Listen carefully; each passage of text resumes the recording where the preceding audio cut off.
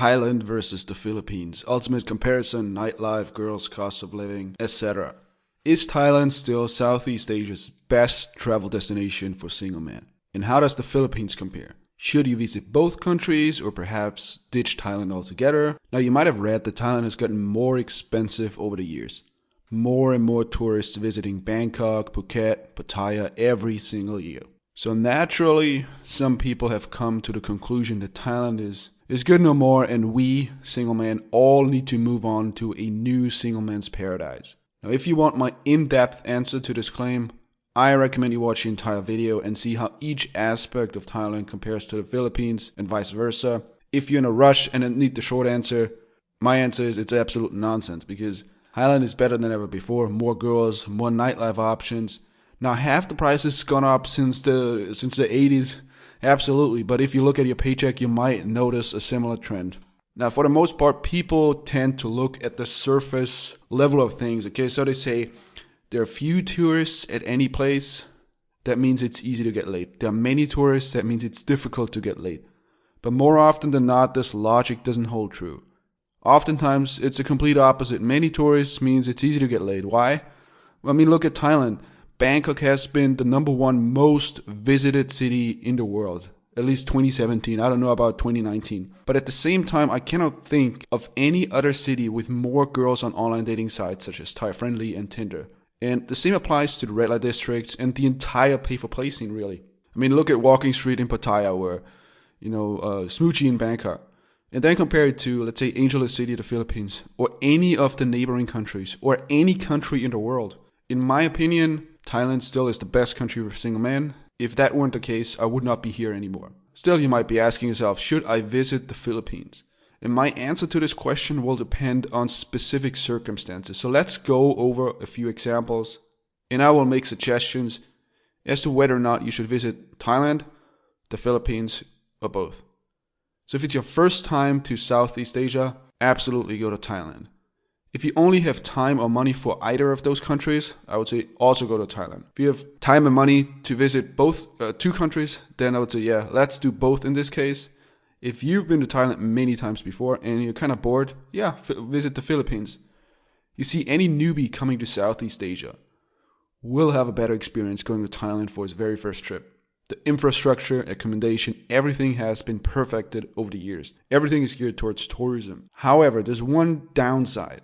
You go to Thailand first, your standards will be high as they can be.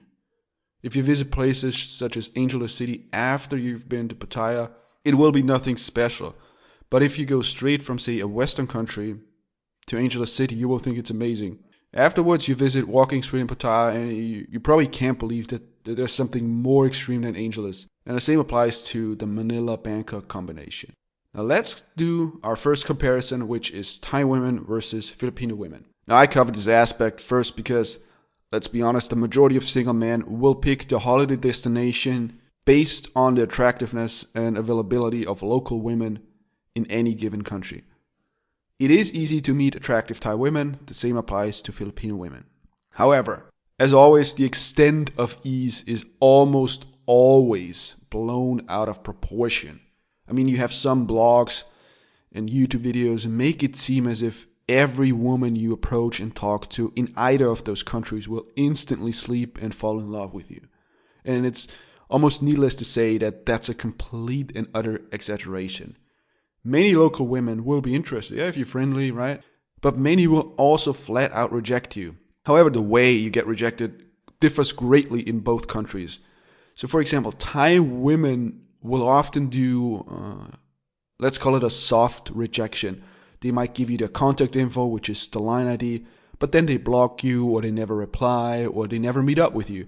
And Filipino women will usually take a more direct approach, either tell you no, or what's also very common, flat out ignore you and, keep walking, basically. Now I would say if your self-confidence is alright, you're probably better off with a flat out rejection rather than wasting your time with a woman who isn't interested and simply doesn't reject you out of politeness. This topic of rejection and meeting regular women, whether it's on the streets or on the mall, I mention this here because some guys on my channel are also interested in doing that in addition to red light district and online dating. I personally focus on the last two options, which is red light district, online dating for the most part. because I think they're also the most efficient ways of meeting girls that match your criteria.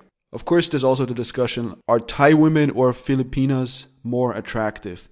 And I personally do not like these kinds of discussions because they always tend to be based on generalizations and also on the premise that all women of a certain country look a certain way, right? Which is not true at all. If you look at Thai women, for example, many are not 100% Thai. They are mixed, like Thai Chinese, Thai Lao, Thai Cambodian, and they all look slightly different. There are enough attractive women in both countries. So instead of showing you a Thai model and a Filipino model, maybe from a magazine or from Instagram, and pretend that this is relevant for the average guy visiting the country, let me show you this little clip where you see Filipino girls that you would see on the streets, that's actually relevant for you visiting the country, malls, districts, clubs. And that way you will get a better idea in regards to the type of women you will actually encounter in your day-to-day life there. Now, as for Thai women, I have hundreds of videos on my YouTube channel covering Thailand, so just watch any of them. You probably have already done that, so you know what they look like. Maybe one generalization that would be somewhat true is that overall, I would say women in Thailand tend to be slimmer. Some would say skinny, whereas women in the Philippines tend to have more curves. But that's about it. In terms of skin color, attractiveness, sexual openness, you find a wide range of women in both countries. And another way of finding out if the local women match your taste, the women that you can actually get in touch with easily, not some model or some, sometimes when people talk about or compare two countries and the attractiveness of women, they say, oh, this is Miss Thailand and this is Miss Philippines, and now we're going to compare these two. Like, how is this relevant for an average guy going to either of those countries? This is completely irrelevant. What some model looks like or some movie star.